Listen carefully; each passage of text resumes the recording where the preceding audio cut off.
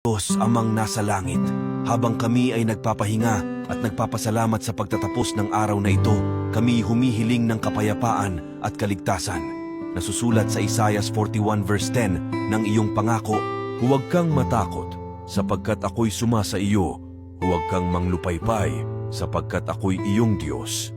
Aking palalakasin ka, oo, aking tutulungan ka, oo, aking aalalayan ka ng kanang kamay ng aking katuwiran. Sa iyong katunayan, ikaw ay aming kanlungan at kalakasan. Kami nagtitiwala na ikaw ay palaging nariyan sa aming mga pangangailangan. Ang iyong presensya at pagmamahal ay nagbibigay lakas sa amin na harapin ang bawat araw.